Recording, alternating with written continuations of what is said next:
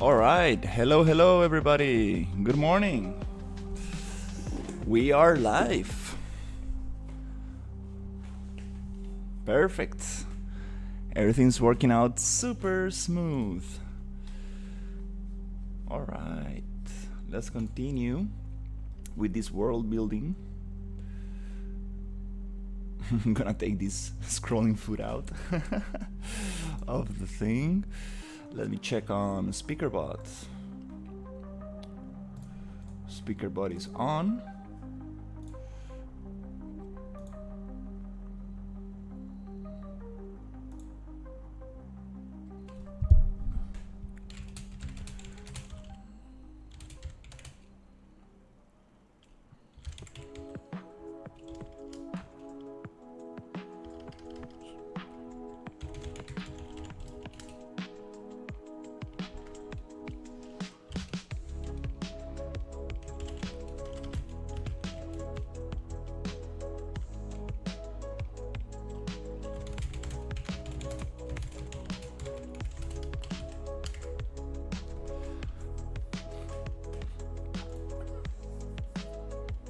All right, let's continue.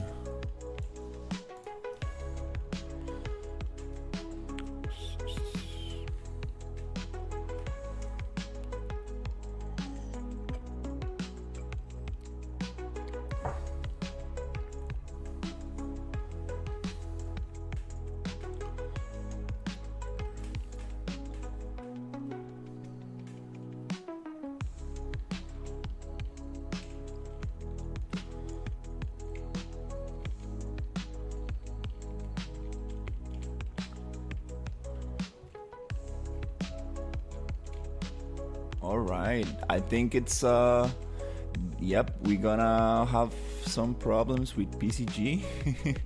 I think we're already having some problems with PCG.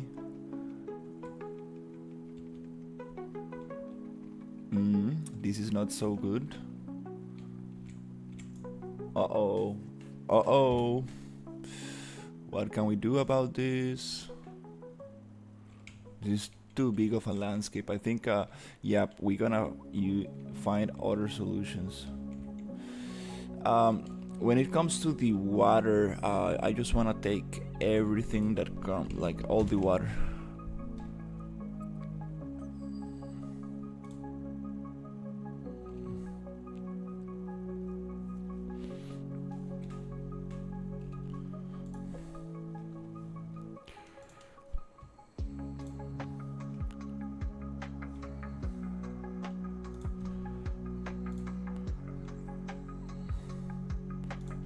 I'm gonna take all the water out.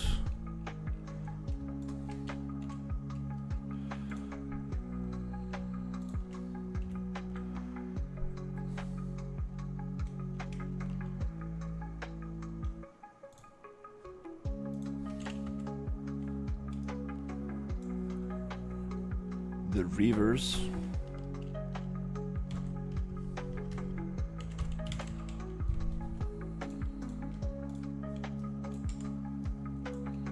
Let's see how it runs.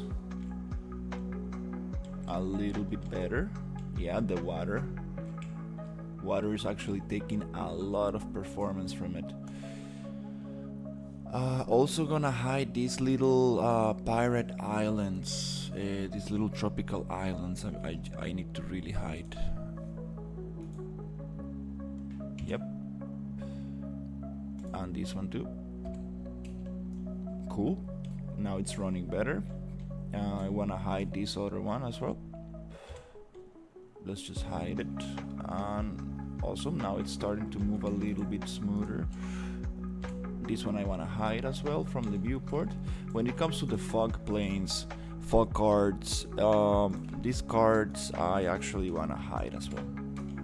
Okay, that's kinda nice. Let's try to help my computer a little bit to run this smoother. Here I want to add this little thing right there. And then I'm gonna turn all the PCG graphs, but the one that we are working on, so we actually get a better performance.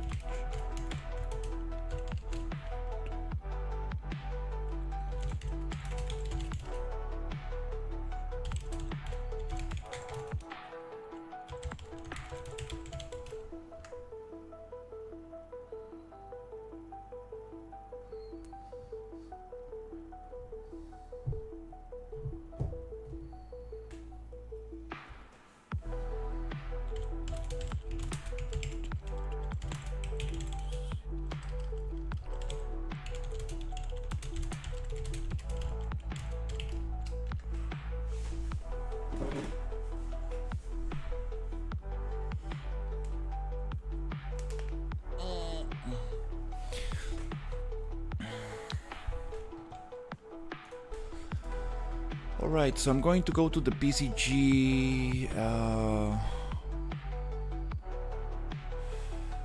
green forest, jungle, orange biome, and swamp, and disconnect all of those so we get a better way of working here.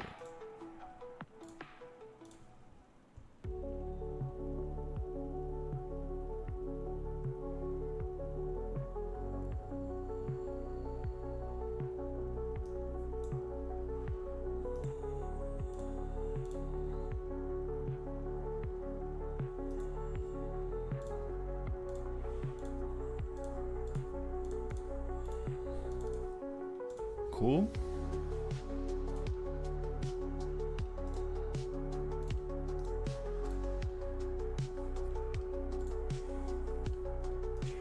All right, now it's much nicer, much better to move around, and performance is much better here.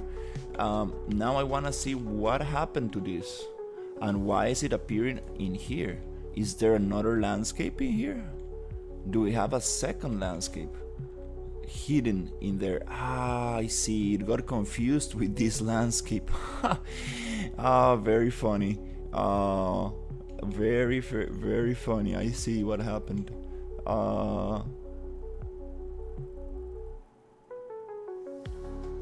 I mean, do we really need this landscape? That's the big question. I guess as reference, if I turn it off,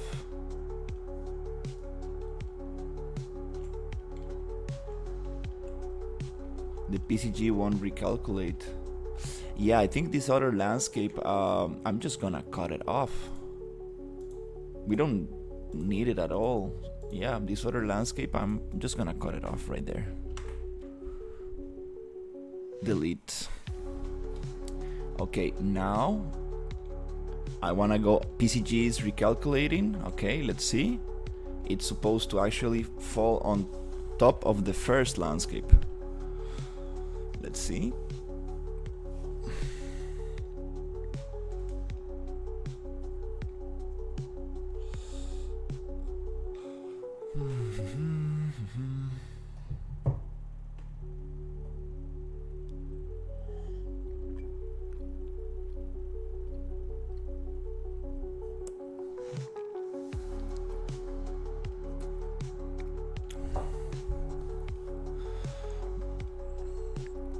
Okay, now it's working. Great. We got the trees where I need them, which is amazing.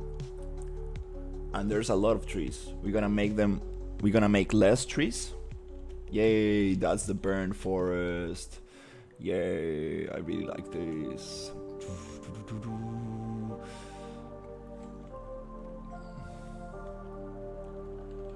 That's super cool.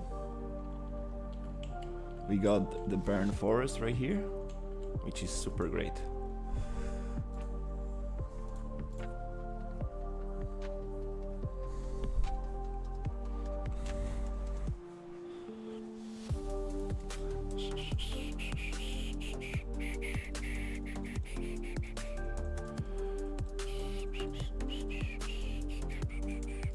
Okay, everything's running great. Let's go. Okay, we got the burn forest. We have a lot of little forest little trees around this area. I want to make them less dense, so let's open the burnt forest PCG graph, the procedural generation graph. If you're looking at the vertical stream, you can go on into my channel. I'll look at the horizontal stream where you can see the menus and everything. The vertical is only the viewport, so it's not so educational. So into the twisted trees, we want to actually get the density filter, and I want to add I want to make them less dense. So for that, I'm gonna copy this number and put it into the density filter, which is going to be 0.004. something like that. And this will recalculate the amount of trees that we are placing, meaning that it's supposed to give us less trees. And those trees I want to make bigger, so we don't have this bunch of things intersecting between each other. We can actually change the intersection playing with the bounding box.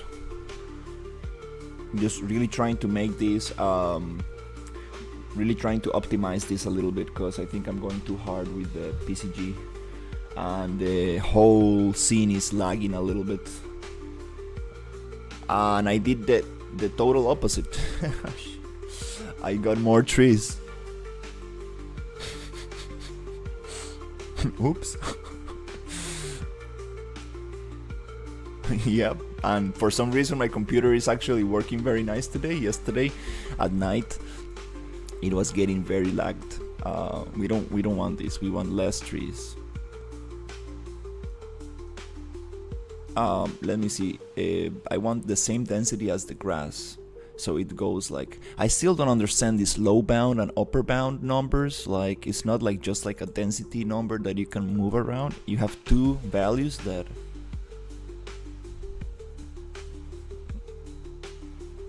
play between each other. Let's see.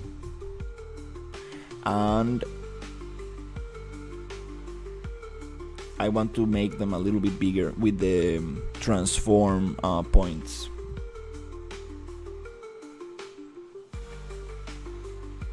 Maybe I need to be a little smarter with this thing and just make the bounding box very small. And when I'm happy with the density and the actual settings, we can expand the box. So I don't need to reload the whole thing. Yeah, I think that's a good piece of advice for myself. Like, make a little test and then expand it. Oh, Jesus Christ. I don't know how my computer is handling this. Like, are you serious? Look at this. It's like, this is crazy. What is this? Oh my god, this looks crazy. And I'm able. Hey, look at that. It's crazy that Unreal Engine is able to handle this stuff. What the heck is going on? It looks kind of cool, but absolutely not for a game. Not for a game. Like, I will burn somebody else's computer if I actually give them this. Okay. All right, let's take it easy. Let's step back a little second, okay? Let's just break this connection and make the bounding box small, and let's calculate a little tiny area. And if we get the settings right, we can expand that area. Okay? I think that's the new workflow. If you're working on super huge environments like this, I think that's the way. So let's make this little box super small. This is the bounding box that will hold the procedural content generator, and we're gonna make it very tiny, like super tiny little box, and we're gonna place it somewhere here so we get a little calculation, not much. Yep, maybe it's a little bit down in there. I wanna push it up, push it where I can see it. Is it so small or what? Oh, it's 1 by 1. Okay, let's make it, let's get this lock so we can have proportional scaling. Okay, now I see the box. We have a little tiny box. Let's make it 50. 100. That gives me a better understanding of what's going to happen with the density. Okay, now that we have this little box, we should be able to test this PCG graph very efficiently without actually making without actually waiting for years for this to react. Yesterday I had a hard time with the with the grass, but let's just try to learn how to use these tools in a more efficient way. Now that we have this little box, let's connect things back together. And now it loads instantly, like beautiful. Oh yeah. And that's it. We got a burnt forest. Now we can actually build this game and just upload it to Steam. No, I'm joking. Now I can actually play with the where is it? We got the attribute noise and we got the density filter. Those two work together. Let's see if I go back to normal, which is noise max 1. Let's go noise 5. Noise actually makes little like clusters of things, which it's kind of interesting because that's how nature works. It grows in clusters. But this density filter, like, I don't understand how it works. So low bound, I want it to be 1. Okay, it's thinking.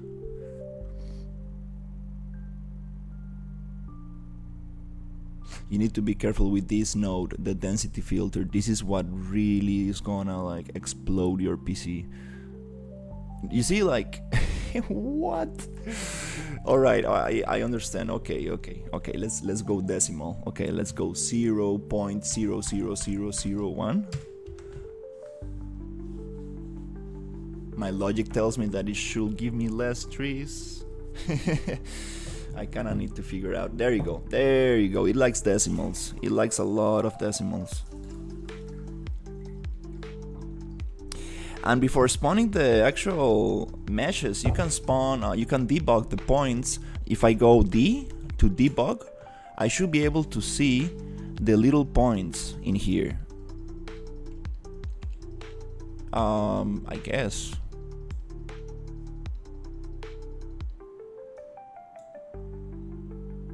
Is it on this little point thing? Or is it here? Huh. Yeah, this debugging option is a little bit weird sometimes. It really depends on the order of your nodes and what you want to like actually show. A bound modifier, if I debug this, it shows me the bounds, the little boxes that hold the meshes. If I make those bound, that bounding box bigger, it's gonna separate the trees a little bit more for me. But still, this is not the density I'm looking for at all. I need less density, less density. So let's add a couple more zeros to the upper bound. All right, we got super less trees, like a less amount of trees. Let's go 0. Great. Let's go take this one off. Okay. Yeah, I really don't understand these values. Lower bound, upper bound, like what do they mean? Like, do they have a description on them? No. I need a programmer to explain this for me. What do they mean? I guess it's just like upper bound is like the highest number it can go, lower bound is the lowest number it can go. BCG works like that, so you have a variation between low and up and high. But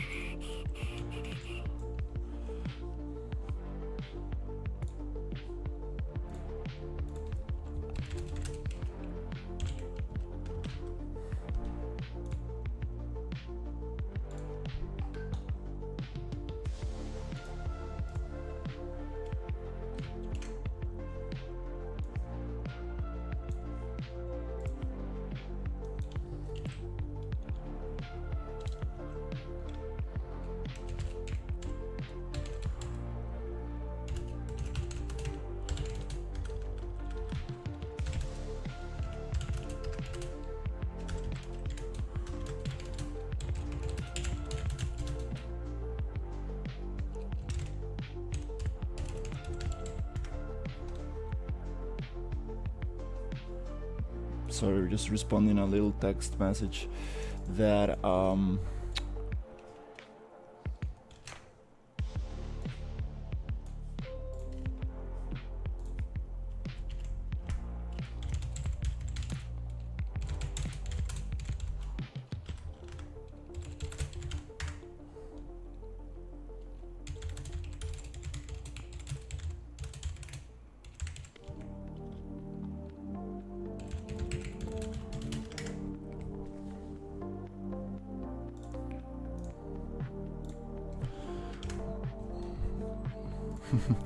We are getting some performance issues.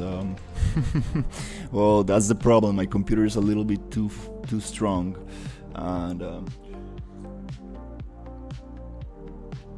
my other team members might not have such a strong computer. So yeah, we do need to think about optimization a lot, which is well, welcome to game development. It's a big part of it. Super big part of it.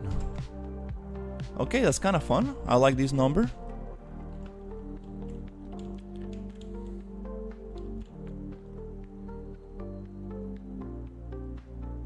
Hey Ninja, how are you? Why is the speaker bot not working? Speaker bot?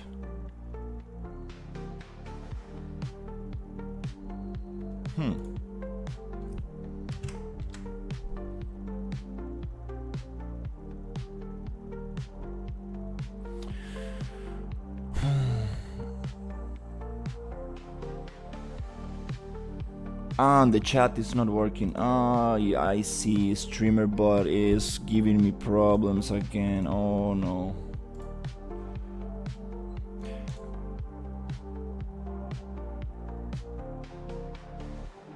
Let me open this up again. Let me just double check if I'm actually logged into my account inside the streamer bot, which is the thing that allows me to read the messages from both chats and actually allows me to use a streamer bot and speaker bot. Those are two different programs that connect to each other, that connect to OBS. It's such a mess. I wish all of this could be integrated directly to OBS as a plugin. So account, yep, it's signed in. Nice. It's good. Let me check speaker bot. Speaker bot.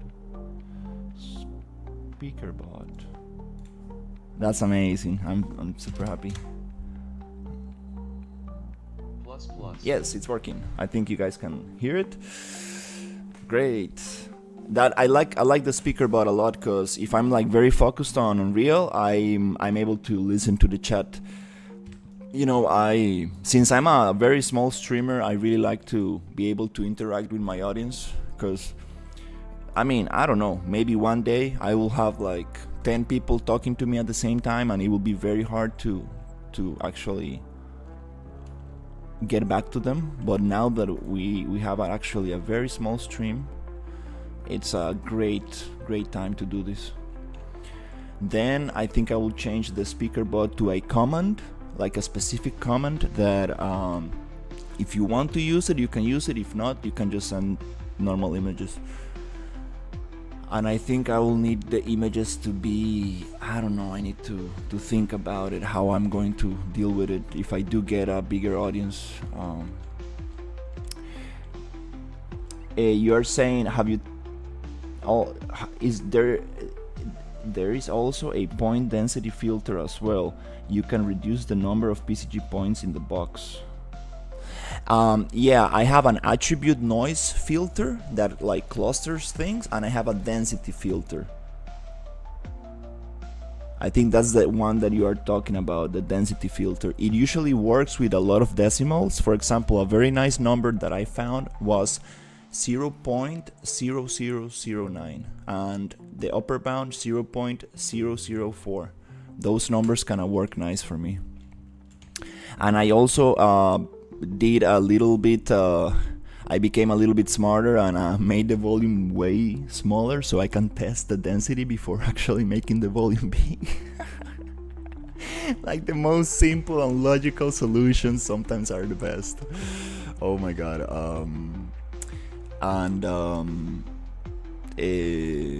I had problems. Remember all the foliage that was just the PCG static meshes that were falling under the terrain? They were actually falling onto the other landscape. So I deleted the other landscape and now everything works nicely. I'm gonna use only one landscape so the PCG doesn't get confused. And This is what was getting the whole computer bugged out, because it was sampling 2 landscapes at the same time. So crash, total crash.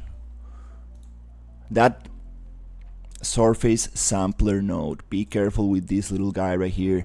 This guy, like this guy, it's performance heavy. You need to really be careful how you use this surface sampler. I'm gonna make a tutorial about PCG when I get a little bit more comfortable, so I can tell people how the little problems that I ran into. Because you don't get to see this often in YouTube. Like, people make like very tiny scenes and everything works perfectly, but what about slopes? What about multiple landscapes? What about very big open world environments, right? So we need to talk about those things. Maybe if you look hard enough, we should be able to find solutions. I'm kind of stressed out. My team is opening the environment, and they're like, dude, I cannot move. My computer is just burning away. I'm like, no, dude, don't tell me that.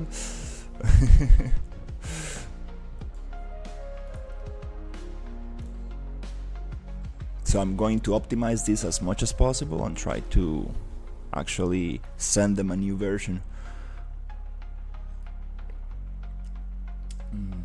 This iced tea is so nice. I should probably stop drinking so much iced tea. So let's get into the grass. This grass modifier. Okay. Let's actually make it big. Let's make it 15 and 10.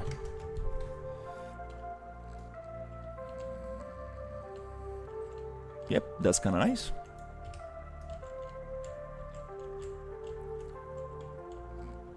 The trees, I want to push them into the soil a little bit more.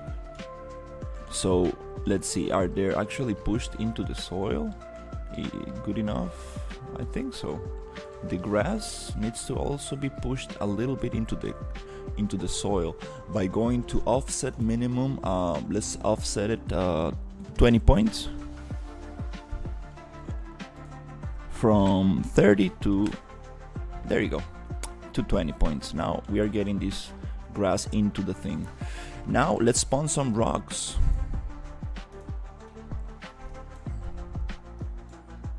Also, I think I was too tired yesterday at night. It's not a good idea to work when you are tired. It's better just to go to sleep, take it easy, and come back up with good energy. This advice was actually given to me by a very good programmer in Germany. He was like, dude, like when I'm tired, I don't work. And if I work tired and I do coding, then I touch one little thing and then I mess the whole code, and it will take me 3 or 4 times more the time to fix that little thing I touched when I was tired than actually going to bed and waking up with full energy and actually fixing the things.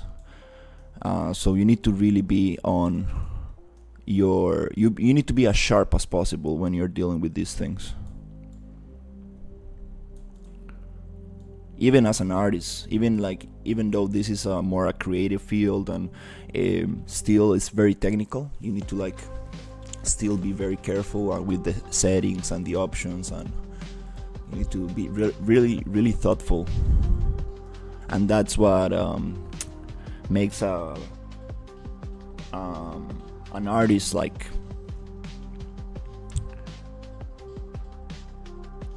that's what truly makes a professional artist, when they're super sharp and they know exactly what they're doing.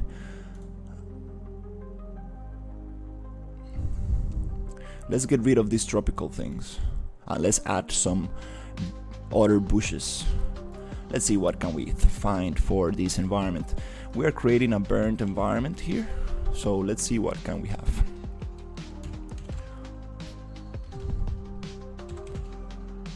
Um, we have these little burnt trees that they don't look so sweet. Let's see, bushes.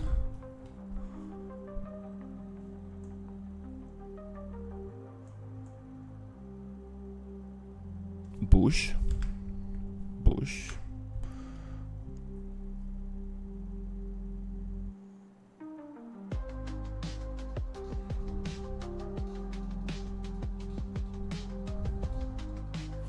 There was this kind of plant that I saw and I really liked.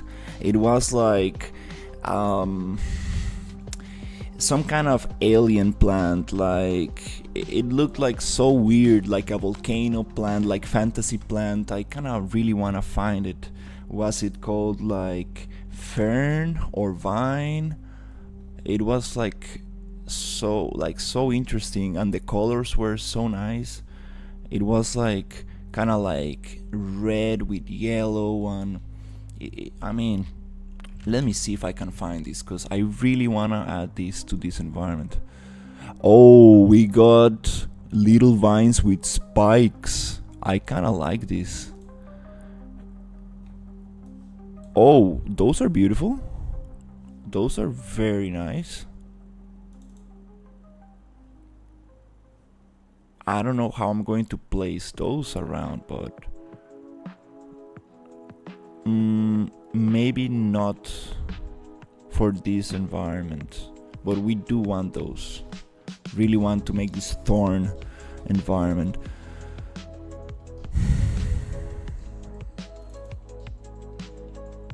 Those are a little bit too realistic. When you are working with a lot of assets and you do find that sweet asset that you're looking for, you need to actually put it on another folder, or just take a screenshot of the name or something, because it's kind of difficult to find.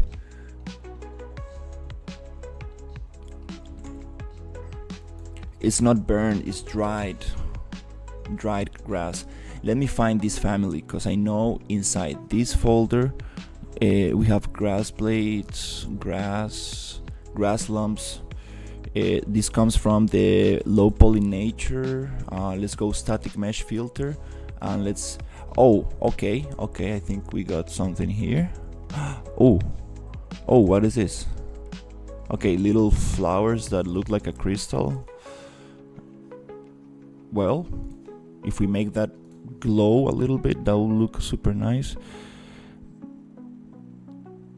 Sometimes the viewport doesn't display the pictures, the textures, right? So one way to do it is opening all the assets or dropping them in the scene one time, and it will load the thing. Okay, we have these beautiful little flowers. This is too low poly, looks like a lollipop. Does not resemble a plant.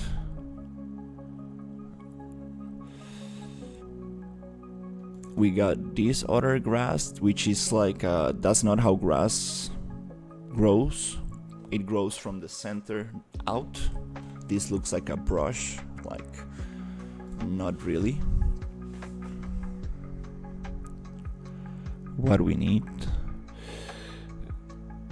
Let me see if I can find that plant, because that will look super beautiful. We can add some fire mushrooms, which really don't make sense since mushrooms like humidity.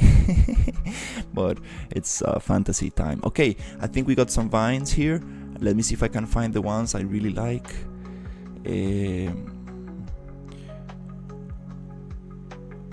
Okay, I'm close to finding this.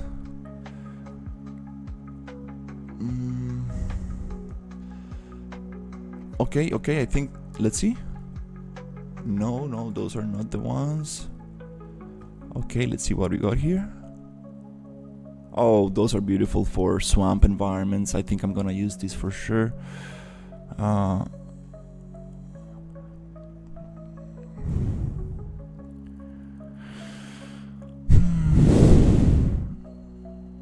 What is this? Water meshes. Oh, okay. A lot of water meshes. We have a lot of other trees which does not resemble a tree. You see, like trees always go from thick to thin.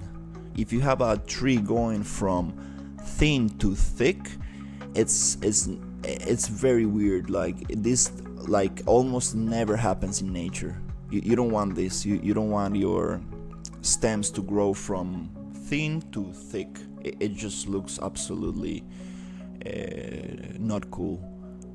It could happen though. There are some trees that go like that, but in a different way, not like this. Even though this is low poly and so on, we really want to keep at least that logic going.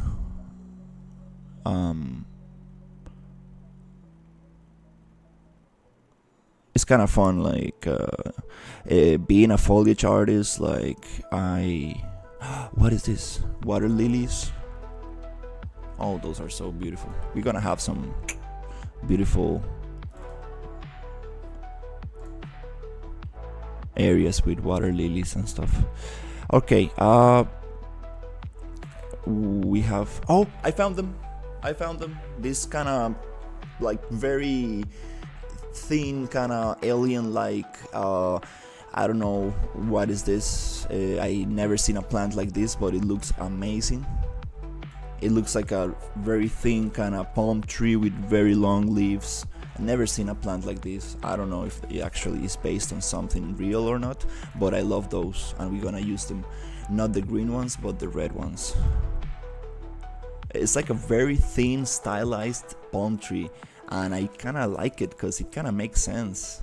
Kind of like it will definitely go well with this. And we have only 3 of them. That this one I don't want. No, I want the red ones. That one. This one looks very cool. And then we have, I think we got only one.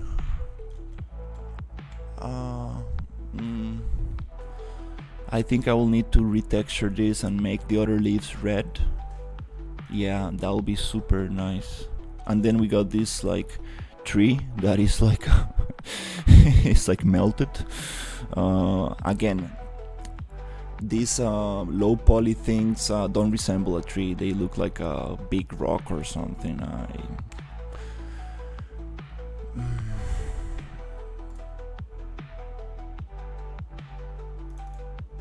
Looks like a, this looks kind of interesting, but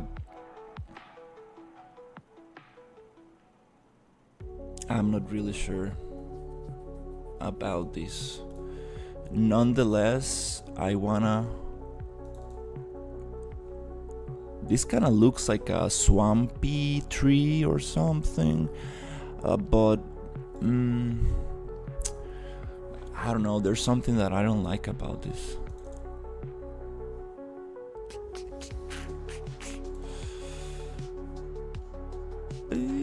I guess it kind of looks cool. I will make the trunk a little bit darker, I guess.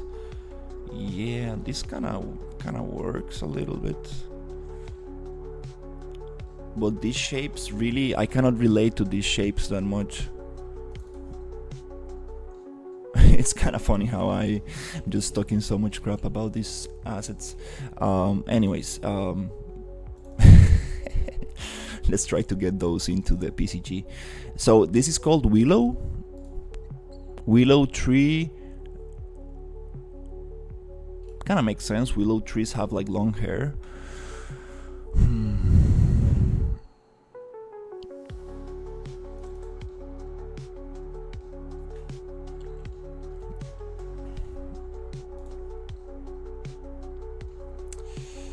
All right, let's look it up. Willow.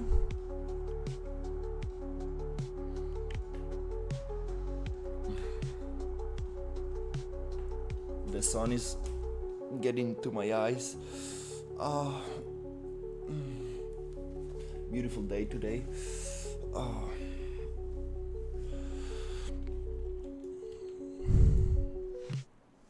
So let's go. Let's just try to spawn this up. We're gonna open the PCG burnt forest, so we can look for that on the PCG burnt forest. Can I open it up from here? That's a good question. Or do I need to actually find it in the content browser? Okay, the thing is that I cannot lose this, so I'm gonna go into the VRS low poly nature, and I'm gonna make this set color a new color, and I'm going to add a color that resembles this. If I go orangey, it kinda like does not differentiate much from the rest of the folders, which are yellowish. I might just try to make it super bright orange, I guess, like that, just to differentiate. Anyways, let's go here to the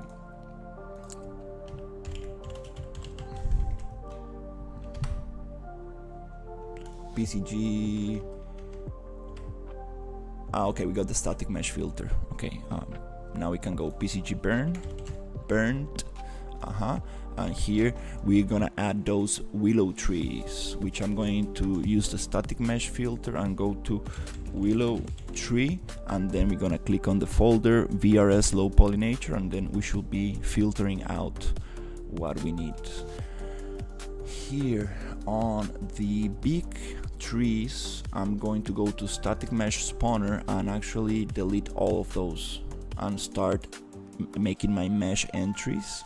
On index 0, I'm gonna open it up, go into the scripter, and actually drag on these lollipop trees, which looks like lava, might go well with this. Let's see, let's just try.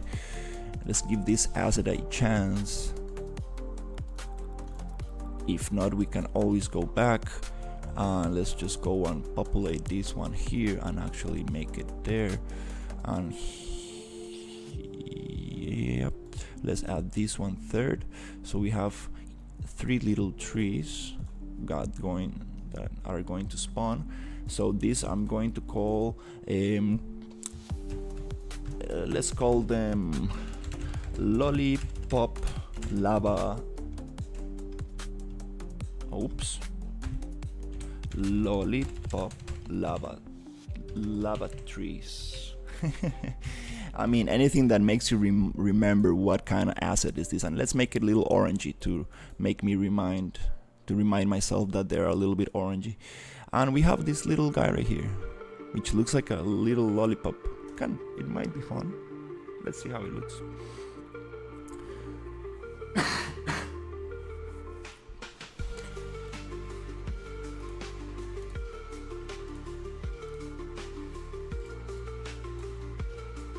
Great, so that's very nice.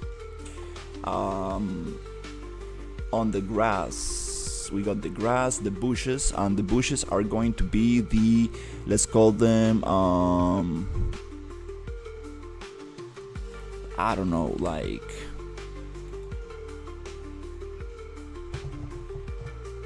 willow, thin, lava,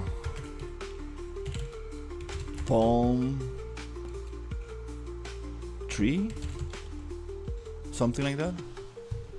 And let's give it a little kind of small indicator that these are like a little, let's actually give it a little indicator that these are supposed to be like bush size bushes, something like that. Also, let's give it a color like a little orangey around there, so it makes me,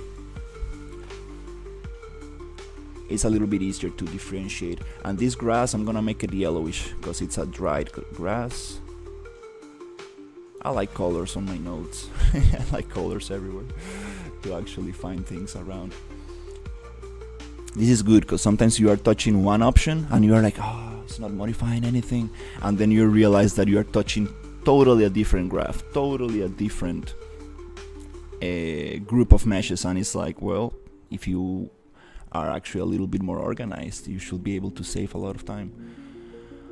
Let's go back to the willow tree, lava palm trees, and let's start actually pushing them into the descriptor. So we're gonna use this beautiful asset right here, and we're gonna use this other one, which is this one right here. And we have a third one, which should we use this one?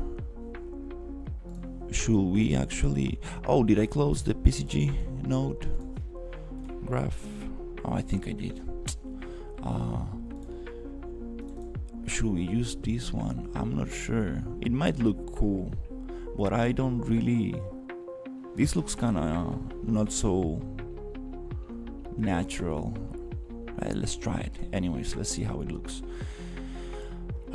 Okay, I'm gonna copy the name of this asset, and I'm going to simply go to content and burn PCG, open it up back again, go to the bushes, which is this thing, and I'm going to add it to descriptor number 3, which is, I mean, index 2 descriptor, and just copy the name.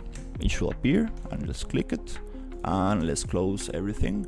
Let's save, and then let's just save everything as well. Okay, cool. And now it's time for regeneration. Let's see. Oh, it actually did it. It already created the thing. It was connected. Wow. When you're actually playing with a small volume, it goes super beautifully. Nice. And this is the problem with procedural things. They look boring and repetitive. Boring and repetitive. And nature is not boring and it's not repetitive. It's super chaotic and always changing. That's the problem with procedural things. How are we going to get actually something interesting out of this? We can use splines, we can use the noise attributes, and we can actually use the bound modifiers and many other tools to actually get a little bit more natural feel for this, more believable feel for this. The first thing I want to play with is the attribute noise. Let's actually go 5. That will cluster things together. In nature, things usually grow in clusters. They don't spawn everywhere. They spawn in little groups of things. Because if you think about it, they reproduce in that way. You have grass, then you have the seed, and the seed flies to the next part and to the next part, and they keep reproducing in little patches, let's say. And you want to replicate those patches of growth. That makes it feel much more natural. We have little rocks. Let's just spawn them up.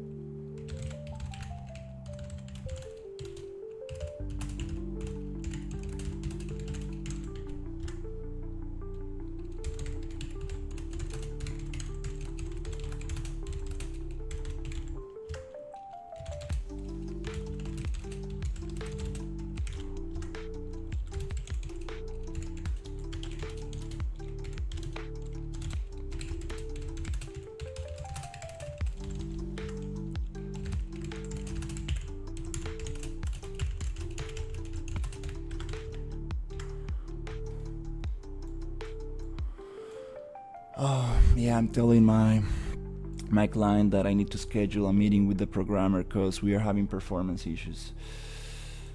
Well, welcome to game development. Yeah, not everybody has a NASA PC. That's what my professor told me once.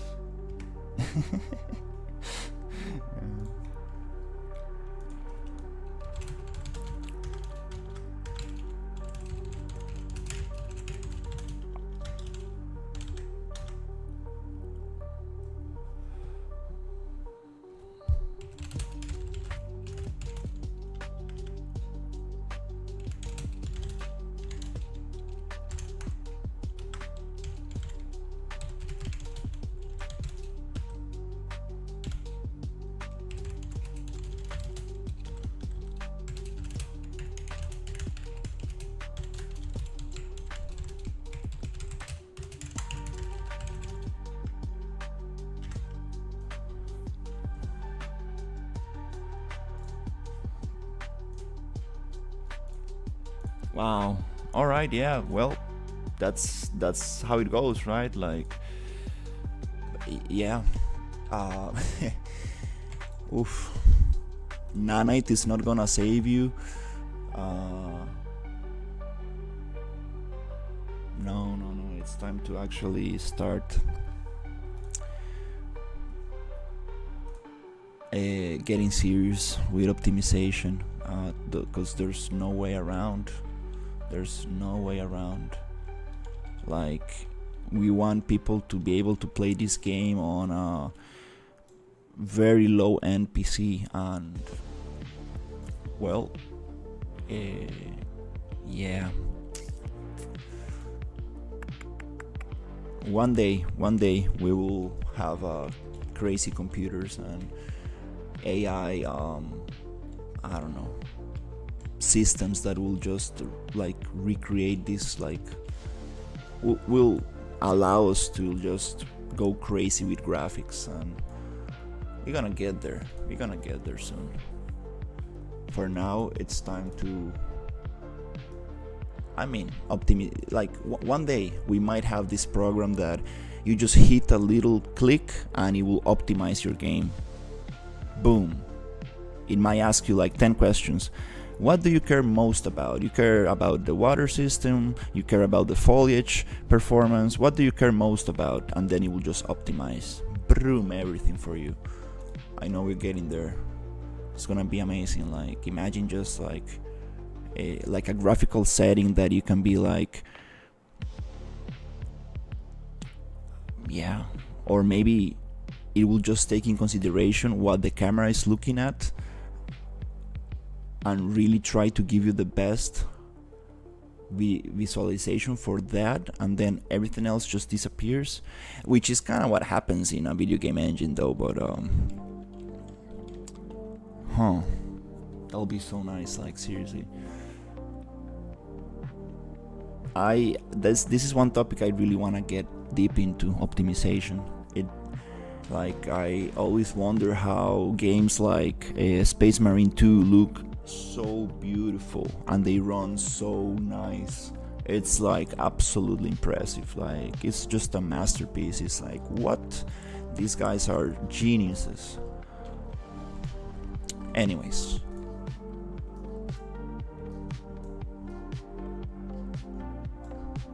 it's good to feel motivated and actually look at this. I love PCG. It's just like magic. Boom. These trees are too big. Let's go to the bound modifier static mesh spawner. We want to get the transform points, and we might want to make them very small. Let's go 1 and 1. Okay.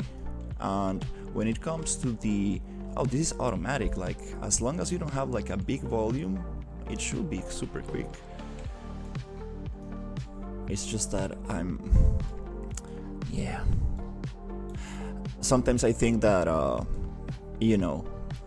think that my computer is like super powerful or something, like, and I just go crazy with the settings. But it's funny. It's funny how this is actually not good for me as a developer, because I go like, yeah, if my computer can take it, anybody else can take it. No, that's not how you should think about this. That's why my professor told me, like, if you have a slow computer, you're gonna learn so much.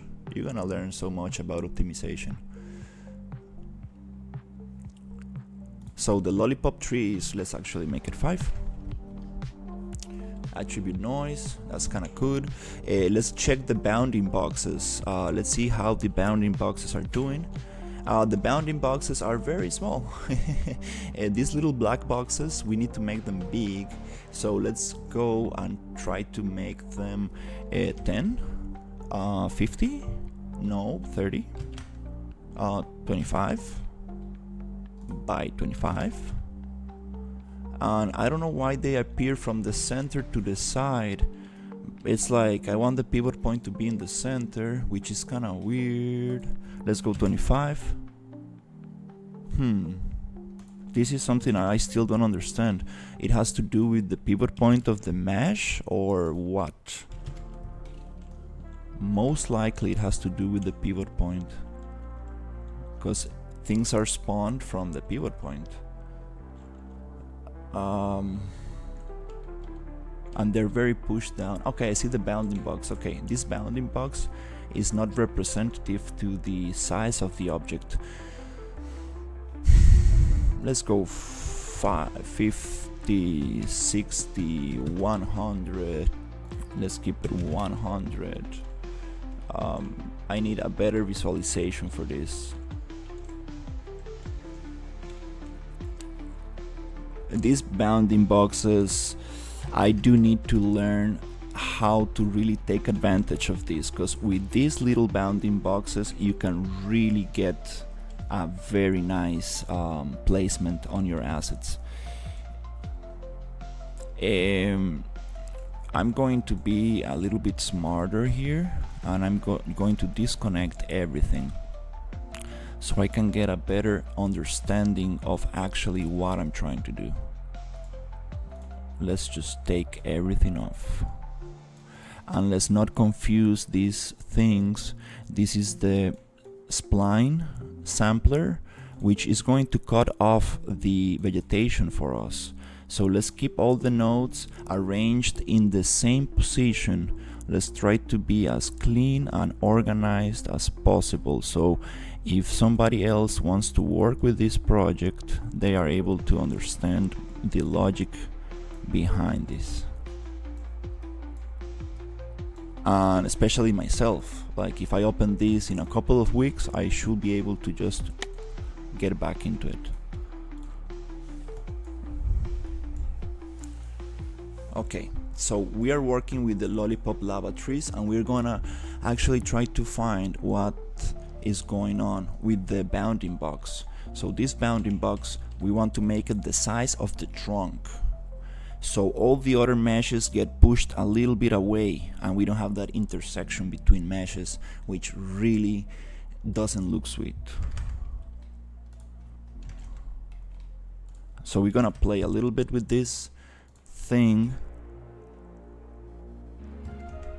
and try to find that as close as possible. And we have this little box. These little boxes, unfortunately, they are not spawning right in the center. I see that they are a little bit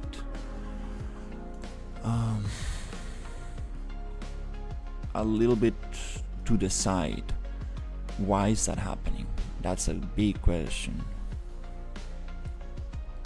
Let's reset the offset so trees go up a little bit. They should.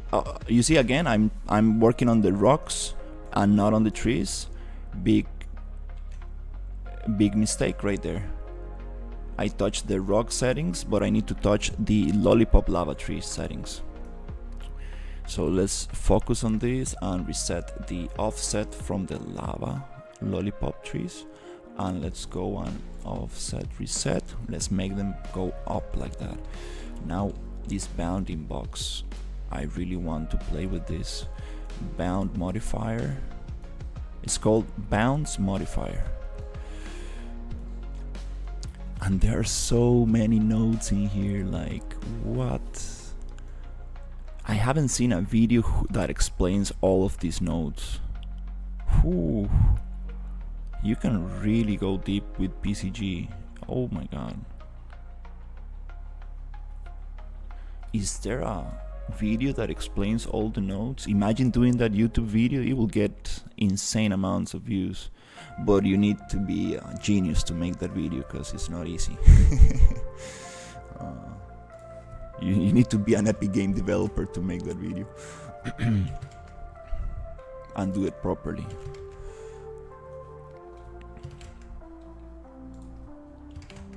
Okay, we're getting close. We're getting close to a little kind of tiny box that actually holds this thing. The problem with the bounce modifier is that it will cover all the static meshes that we spawn from this static mesh spawner, which again, I'm touching the wrong thing right here.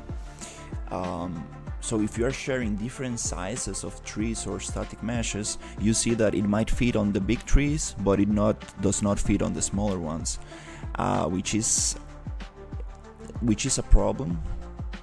And I think that to solve that, we can actually just copy this bound modifier and static mesh spawner. We can copy it and we can make, for example, just like this, we can copy this, push it down and connect it here. So now we can modify specifically the bound modifier for that specific mesh, and you can go specific like that for each mesh you spawn. And I believe this is the real power of PCG, like going procedural but specific as specific as you can on each specific mesh you're trying to spawn. That will give you as much control as possible. And instead of just talking about it, let's actually get it done. We have 4 meshes. Let's try this out before let's just copy and paste, and to do this right, we need to go to the first static mesh spawner, and let's go to the index 0, and it does not let me delete these indexes. No, it just lets me, oh yeah, it lets me delete them. So let's go carefully and delete the last 3 ones. Then I need to be very careful. So this is A, and we are going with number B. Okay, this is gonna be the mature A. So this one gets deleted, this one gets deleted, this one gets deleted. Okay, let's check. So we have adult A, adult B, mature A, and this is gonna be young D sim. It's funny, these names. Nice. Now we have each little tiny mesh spawned by a separate bound modifier and static mesh spawner. So if we actually try to see what's going on in here, we should be able to control each specific little thing. Oh, now we ran into another problem. Now everything's spawning on the same place.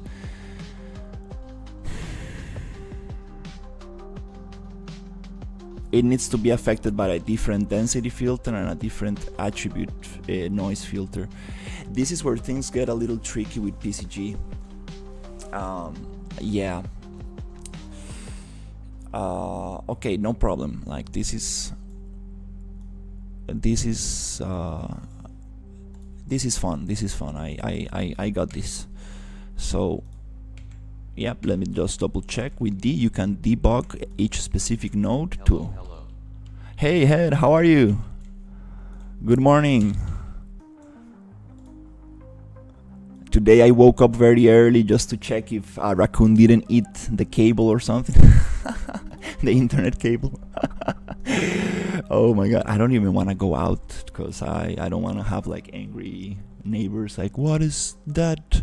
Why is that cable going all the way through the staircase?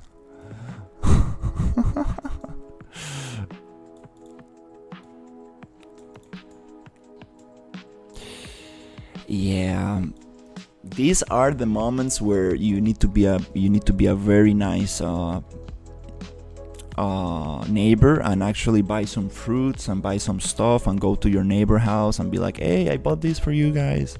And these are the moments where like being a nice guy really shines.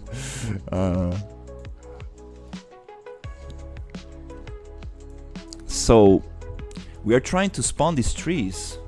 I'm getting hungry even though I had like 2 eggs and some bread and stuff. That's nice. That's nice. When you get hungry, it means that you are using a lot of like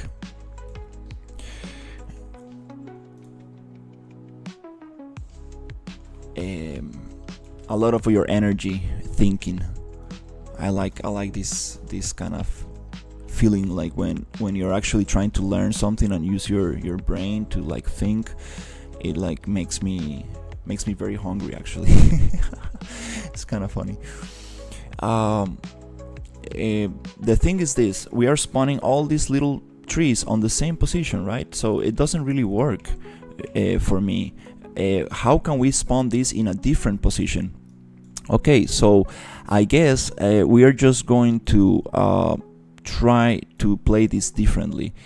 We are going to feed each specific little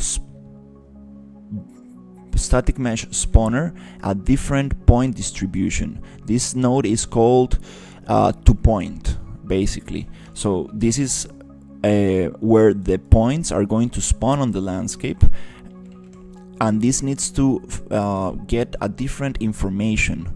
This really needs to have its own let's say attributes, so they don't repeat the position.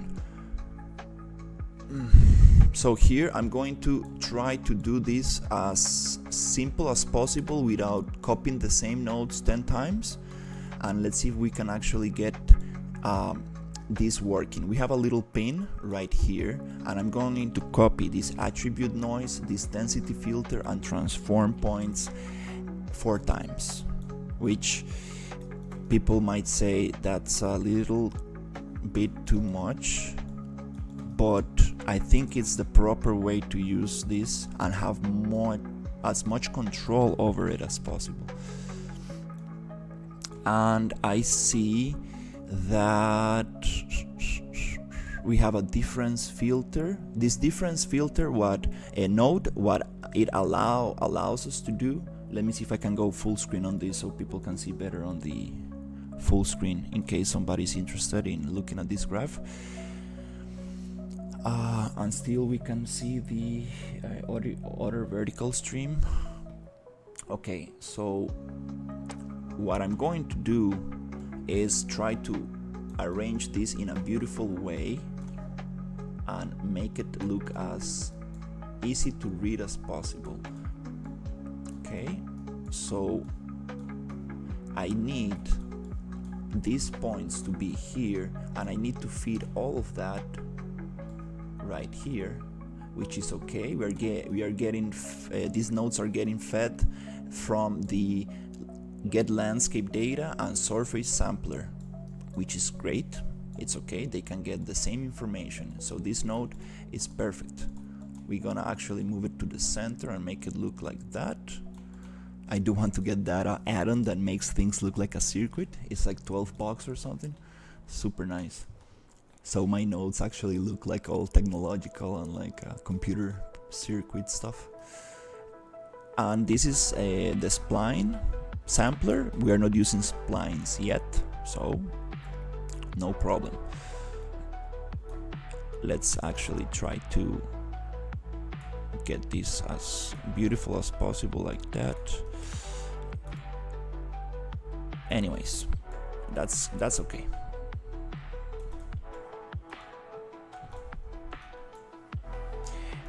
It looks complicated, but it's kind of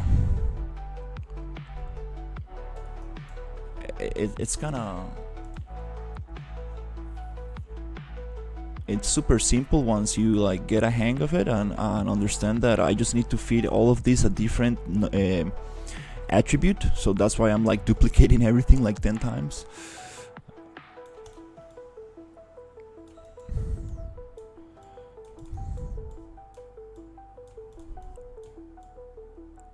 Okay, cool.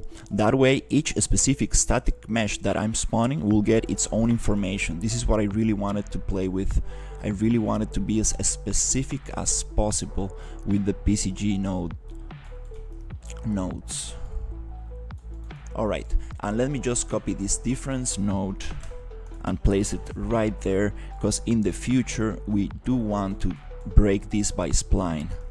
Maybe not all of it, maybe not all of them, but I do want to leave that little thing in there just in case, so we can keep everything organized and beautiful.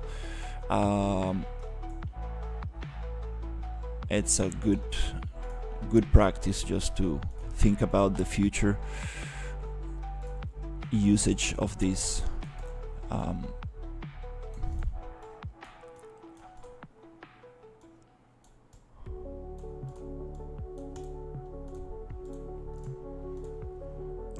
Oops, make this smaller.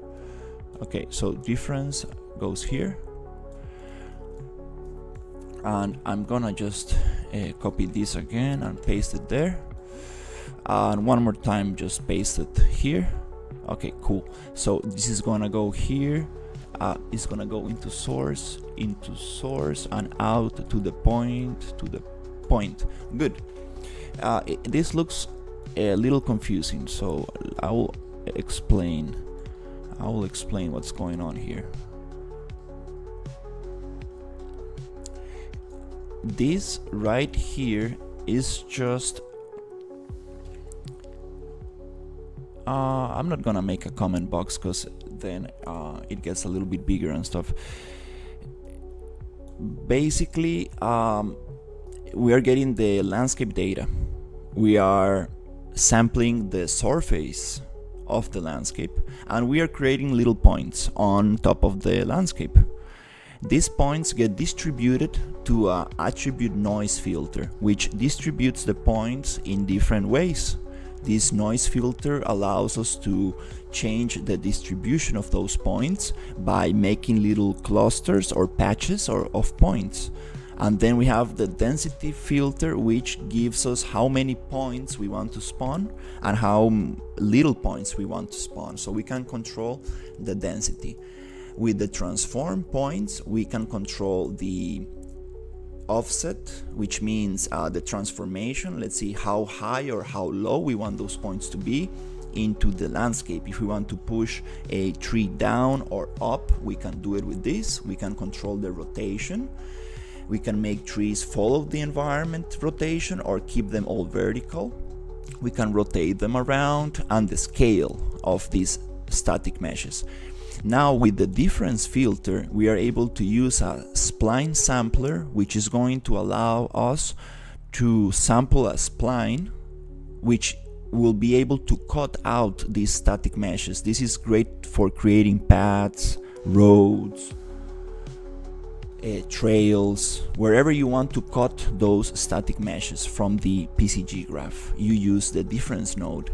And this spline sampler uses a bounds modifier, and this bound modifier, you can change how big or small you want it to be, so you can affect how much of the spline you want to use. If you want to make your spline go vertical or bigger of its original size, you do it with the bounds modifier. And this is basically a 2-point node, which is used everywhere to connect one node to another. Basically it just passes the information through the points of the procedural content generator. And at the end we have the bounds modifier, which is the little box that I was modifying. This is a little kind of like, imagine like a collision box that will push other meshes away from each other, so you don't have two trees intersecting, you don't have two houses intersecting. And this is very good. You need to set this up very carefully so you get a more believable and beautiful generation of your meshes. And the static mesh spawner, it spawns the meshes you want. You see here is where you set all the meshes that you want to spawn. We are doing one mesh per we are only spawning one mesh per node, so we can control specifically how we want it to spawn. And it makes the thing go from this to this. It looks absolutely confusing, but that's the best solution I found so far to control each specific node. And now it's time to actually... Hey Ricardo, how are you? I'm doing a burnt forest with these burnt lollipop trees. I went over the PCG graph that I'm using, which is a little bit crazy right here, but we're gonna try to start spawning this. So you see, now we have all the trees spawning on top of each other, right? We don't really want that. So we are going to start playing with the attribute noise of each specific static mesh. We are using 4 kinds of lollipop trees right here. So to separate those lollipop trees, we're gonna go to the attribute noise, and we're gonna go, the first one is gonna be 5, the other one is gonna be 4, and then the other one is gonna be 3, and then the other one is gonna be... I'm super happy with PCG. I realized that if you make the volume smaller and you have only one landscape in your environment, it's gonna work so much better. Yesterday I crashed my PC, and it was because I had 2 landscapes, and the PCG sampler was sampling 2 landscapes, and it just went crazy, and I went too hard with the density, and I went too hard with the size of the volume, so my computer was like, no dude, I don't know what you're trying to make, but I'm not working for you. Like, so when you're using PCG, try to keep your volume very small so you can test the settings, and try to have only one landscape on your scene. If you have multiple landscapes, it's gonna be very laggy. Oh yeah. Now I can actually have some artistic flow, you know, I can get into the flow now. So yeah, I'm super happy. I got a new internet connection. I should be able to stream super nicely. Just I'm very scared with the cable, because the cable is going through the stairs of the apartment, so it's open to the public, and I don't know, I've seen those cleaning ladies going too harsh with the broom, so I'm kind of like, please, cleaning ladies, don't touch that cable. Yeah, I don't know, not all of them, but there was this one girl who, I think she was mad or something that day, but she was like slamming doors, and like, you know, everybody has a bad day, you know, it's just that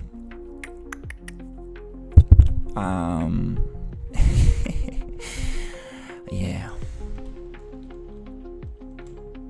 let's keep it positive, let's keep it positive. I'll just try to give some fruit to my neighbors and stuff and be like, yeah, actually my team members,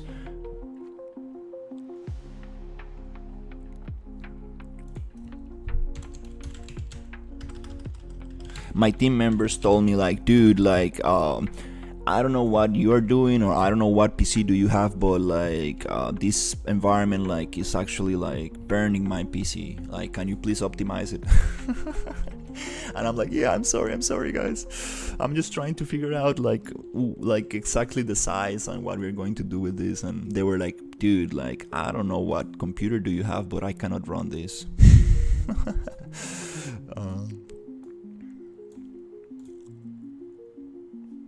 So let's play with the density filter, okay? So here I'm going to use different densities. I like the density that I got from the grass, which is a lot of decimals. And let's see if I can actually, I mean, the twisted trees has a very good density, which is a bunch of decimals. Let's actually apply that density to this filter right here, and let's see what happens. So if I go here, we start getting different variations of densities, and here I'm going to go again 0.001, and then here I'm just gonna change it again like 0.007.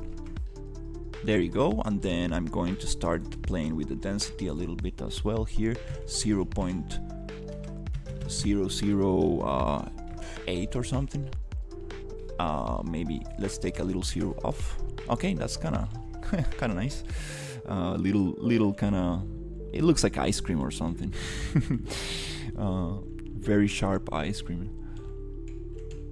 Alright, now we are having some interesting distribution, which really does not work that well yet, but we're gonna keep on playing with these settings until we achieve some interesting distribution. Okay. Oops. Here, I do want to have less of these little lollipop trees. Okay. So let's try to get, oh yeah, the bounce modifier. This is important. Let's try to debug that one and try to see if we can actually get those bound modifiers to work. This bound modifier is a little bit like a collision box, which will separate meshes and will help us to make them not collide with each other. Which for some reason I don't see. Maybe I'm not working with the right tree, so I kinda need to just debug this line. You see the little points? Those are the noise. Let me go D to debug on the node, and you see these little points? This is where things are going to spawn in. And then this gets affected by the density filter, which is a little interesting. Let me just make a little node in here, a little kind of little thing in here, and then I'm gonna break this link. Okay, and I'm going to play only with these little trees right here. I want to check the bounce modifier. It's time to set this up. I don't see any bounce modifier for this, so if you don't see anything, you need to go into the bound modifier and make it bigger. We should be able to see a black box appear on the bottom of these trees, which I don't see.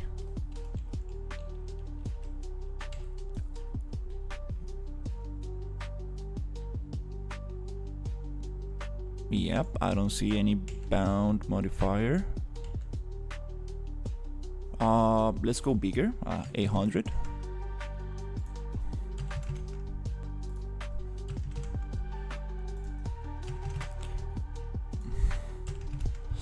I guess, well, I need to learn PCG. It's part of what an environment artist should be doing now. I guess it's the future, so it's time to embrace it. Which it's super nice and fun to work with. It's just that sometimes I don't have a clue of what's going on.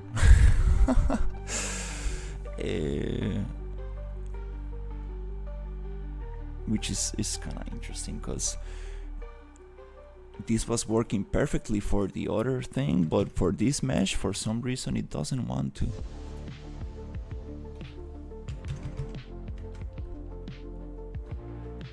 I don't totally understand. Should we go force regenerate? Let's try to sample this bound modifier. Oh, I'm working on the spline sampler bound modifier. Oh, Jesus. Thank you, Real Slash. This is my biggest mistake in Unreal Engine. I always touch the setting of another node or another thing that has nothing to do with the actual thing that I need to play with.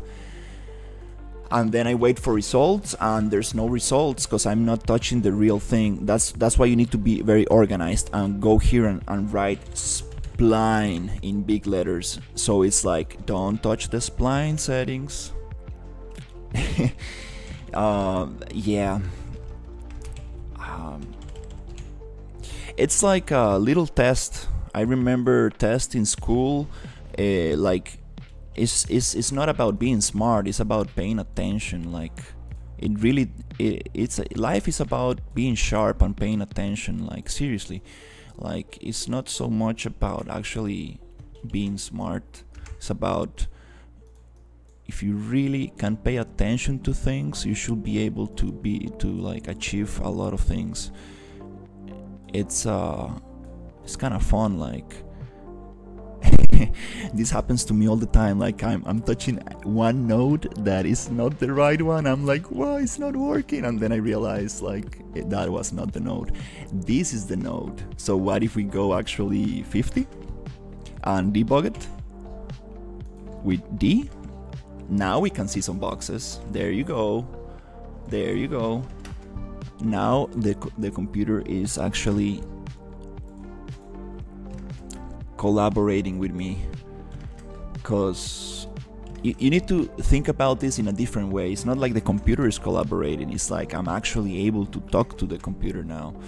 The computer is always there to collaborate with you. Technology is always there to help you. It's just that human error is just we are always, it's always our mistake, our fault, let's say. Every program is there to really perform amazingly. Every tool is there to actually help us create stuff. It's just a matter of understanding the tool and learning how to deal with it.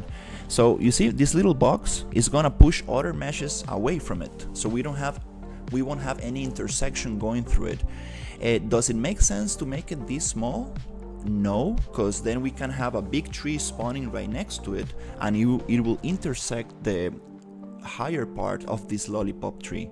So we need to make that box a little bit wider, so we don't have actually anything.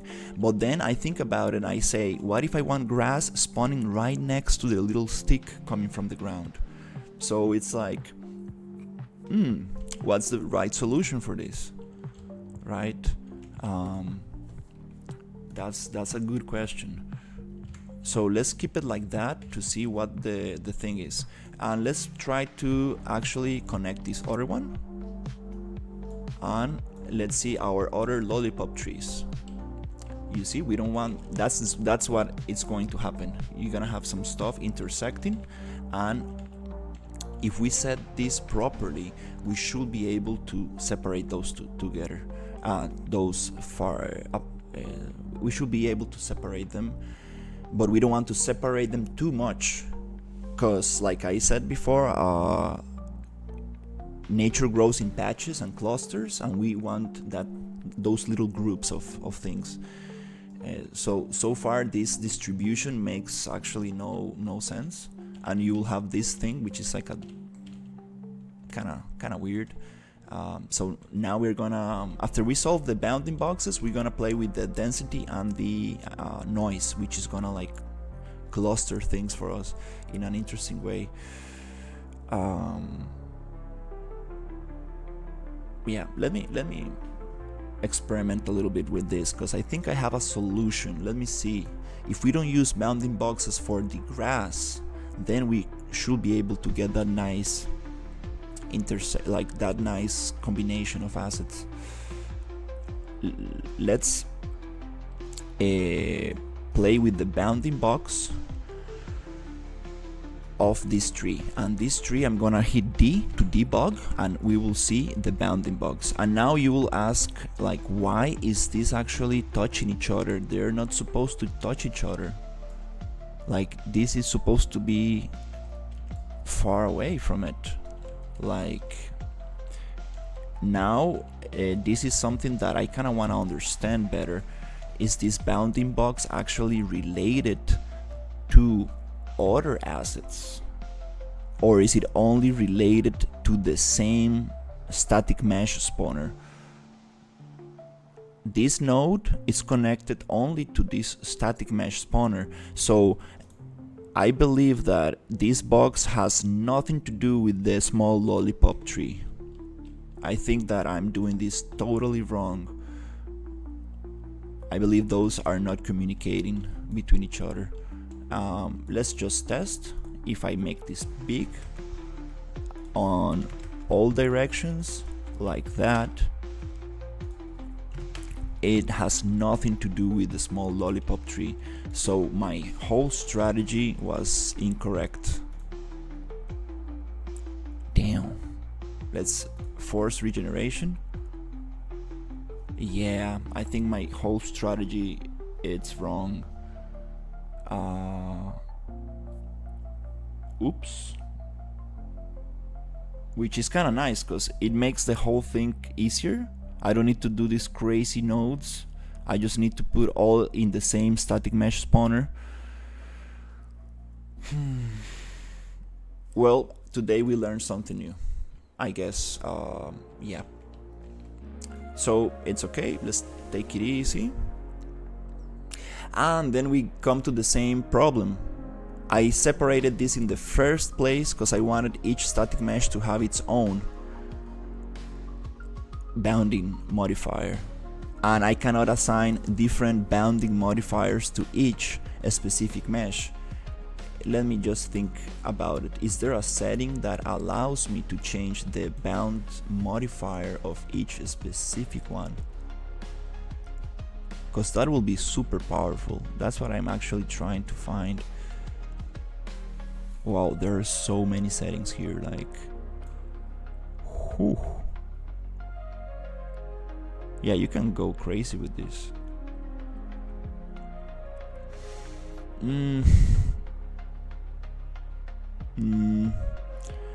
No, I think this is there should be a way to achieve this using some kind of node in here. I think there's a node that will allow us to actually deal with this, which I need to really research and look for some tutorials on this.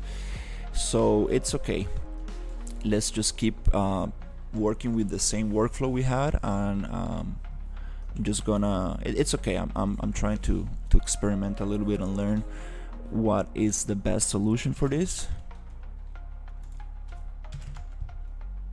And I need to be very sincere. Like I've seen very few PCG tutorials. It's not like I know exactly what I'm doing. Like,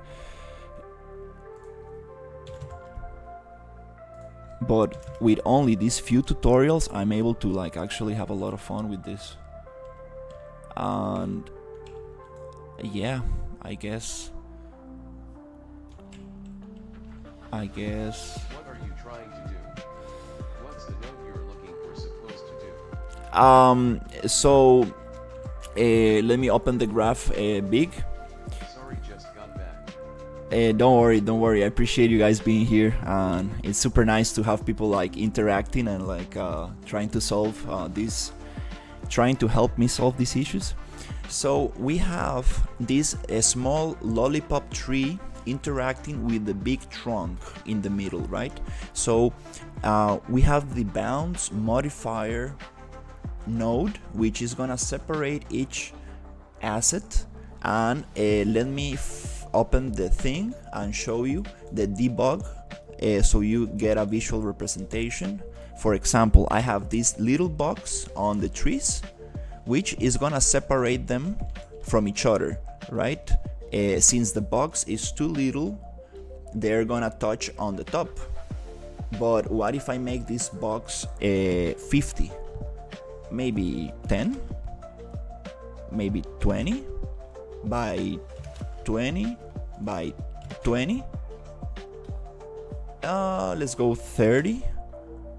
30 and 30. And force regen. And still they're not touching each other. The box should be bigger. Let's go a little bit more exaggerated. 50 and 50 and 50 and regenerate. They're supposed to get away from each other, which for some reason they are not getting away from each other.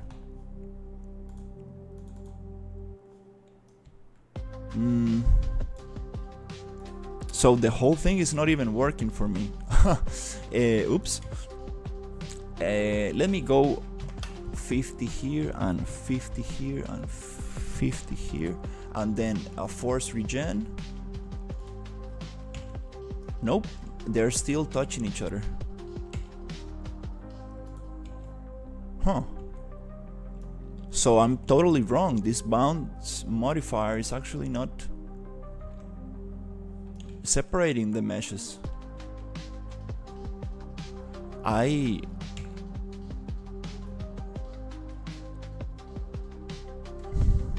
Look up point density node. Give me a second. Look at this. This is actually not sampling the points. This is actually, I think that this needs to go before this one. Let me check it out. Like, this is the point. So let me see if I can connect here, and let me see if I can connect there. Oh, it does not allow me to connect there. No, it's okay. I thought that if I put this node on the other one, that will actually that will fix it. So let's try to find the point density. Okay, the point density, it's right here. It's density filter. I think that's the node you are referring to. So if we change the point density and we debug it with a D, we should be able to see some points appearing on the ground. But let's just make sure that we are working with the lollipop trees and nothing else. Let me break this one. It will disappear the big ones. Okay, cool. And now we're gonna work with these little lava lollipop trees. And if I debug the attribute noise, we do get the points, right? But why are we not seeing the density? There should be one called point density. Point I density. think it's different. Oh, are you? Oh, okay. Let's look it up.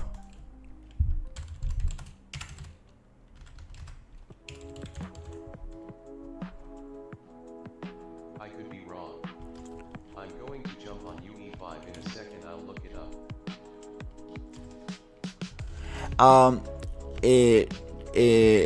Take in consideration, Ninja, that they've changed the PCG a lot from Unreal 5 to 5.4.4. I got very stressed out because I was following a tutorial and I couldn't find the first node, which is the get landscape data, and the surface sampler. They changed those. So I was like, no, what's going on? And then this guy explained that they changed those nodes and stuff.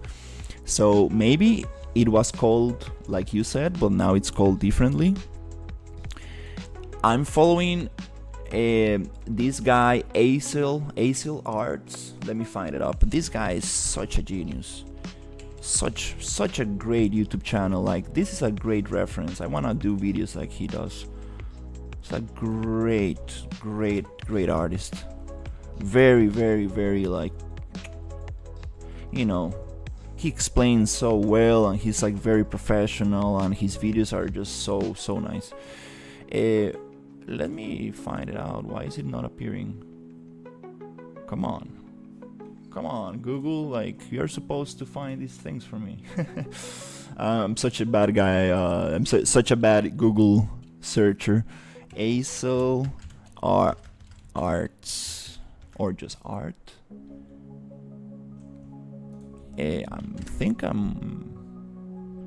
Well, it doesn't want to appear. Let's just go PCG for Forest. This guy is like such a nice guy. I think it's the best. There you go. I found him. Acil Arts. Yeah.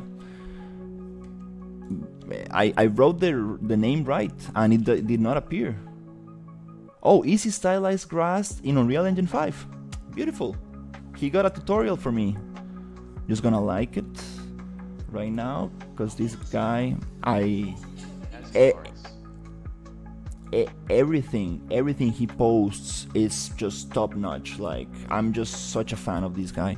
Yeah, right there.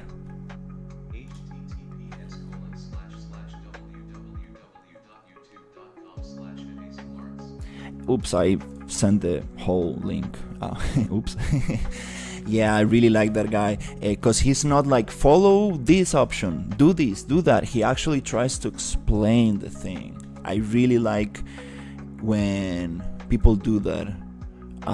They really try to explain what's actually happening, so you get to actually learn and use his knowledge, this knowledge to actually expand and try to do your own thing.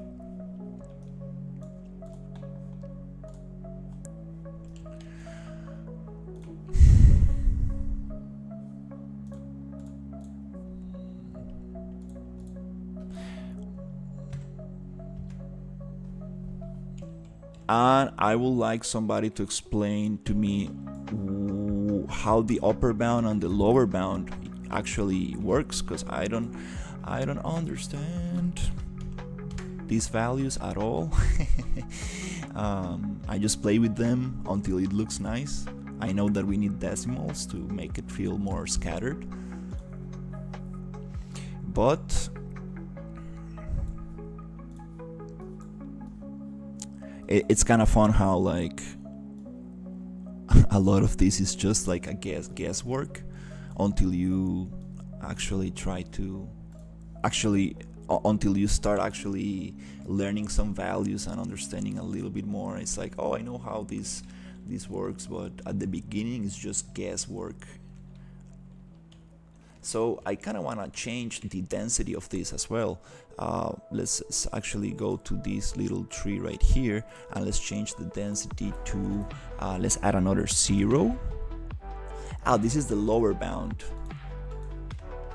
Let me see if I understand a little bit. So I want it to be less dense on the lower bound.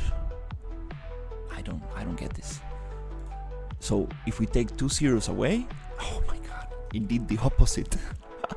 Jesus. Oh, it's so funny. So if I add zeros, it should go away. Let's see. Okay. Okay. No. Oh my god, I don't know how to control this density.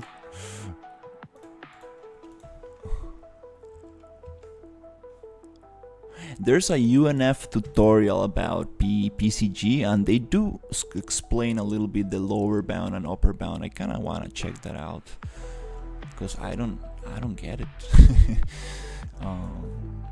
Is it like, let's try 1.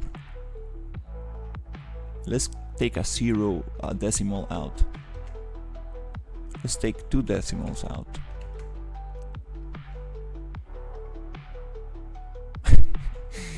Oh my god. Okay, let's add another 0.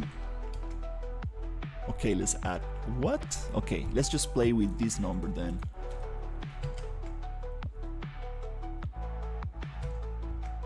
Okay, I think I'm just gonna start over like 1. Upper bound. It's gonna explode the PC. It's gonna be super dense. That's what I believe is gonna happen. Yep, I think my PC is gonna crash. Okay, I see.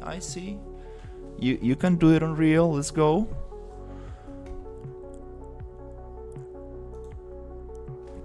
.0.001 on upper bound. It should make it less dense. Hopefully.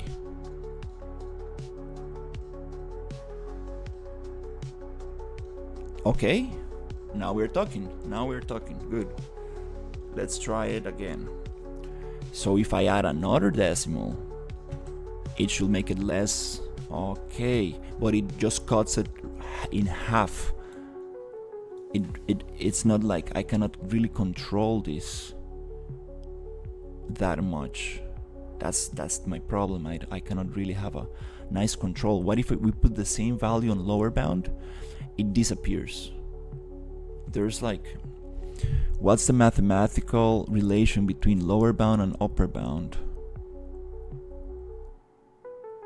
Is it like a division or something? Because if we divide this number by this number, we get 0 trees. Makes sense. So what if we divide this number by the double? We should have half the trees. Okay. What if we divide this number by 4 times this number? We should have 4 times these trees. Okay, now I'm getting a little bit what's going on here.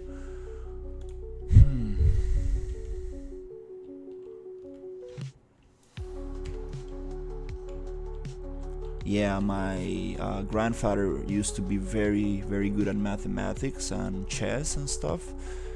And my brother is actually very good in mathematics. I kind of need to like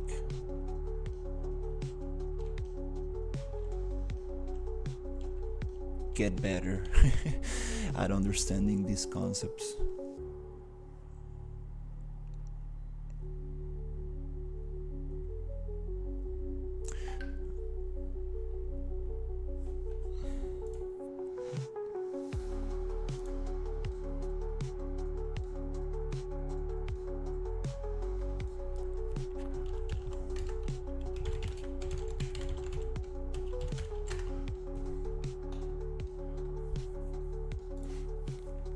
Okay, cool. Yeah. Let's do it. Yeah, this week I don't think I'll. I don't think I'm gonna be able to charge. I don't think I will be able to charge my client for too many hours, because actually the progress it's not so good, but it doesn't matter because I'm actually. Oh crap. Hello? My dad called me, please. I don't want it to be bad news. Hello? Tá?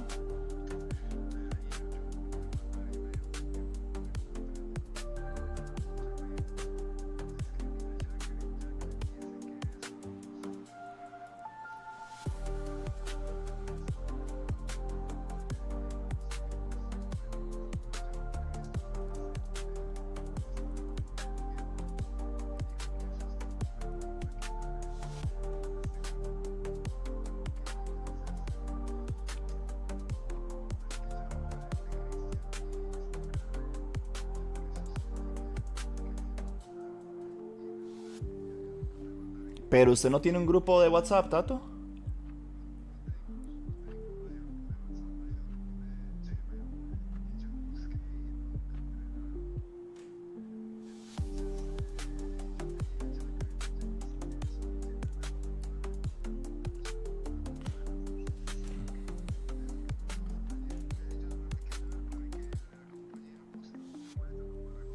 Es que la compañía ya nos dijo, Tato, que es culpa del apartamento, está obstruido el tubo, es culpa de la construcción del apartamento.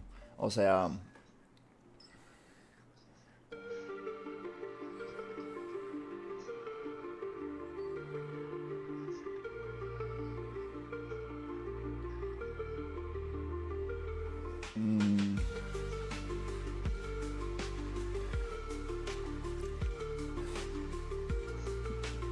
Tato, es que vea, si lo pasan por el balcón, o sea, es que te lo resumí, es donde se conecta el cable. El cable se conecta debajo de las escaleras, ¿ok? Y el cable entonces va a tener que pasar por todo el apartamento, pasar por toda la entrada principal, subir por la pared, entrar por el techo. Se va a ver aún peor, porque va a tener que darle la vuelta al apartamento por afuera.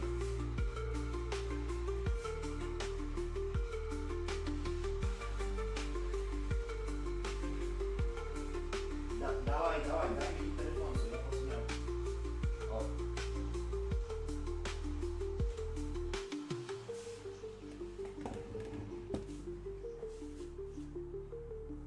Dobre. Dawaj. Oh yeah. Yeah, we got problems. We got problems with the cable connection. Yeah, they don't like where the cable is going through. Oh my god, I need to go out and actually try to fix this. I need to talk to the administrator and so on and so forth. Yeah, Jesus Christ. Well, wish me good luck, cause I don't think will be able to stream with the other internet connection I got. Jesus Christ. Okay, I need to go out and fix this before they cut my cable. All right. I'm sorry, guys. I should be back eventually. Yeah, just need a lot of patience. All right. Yeah, I'll be right back. Thank you so much.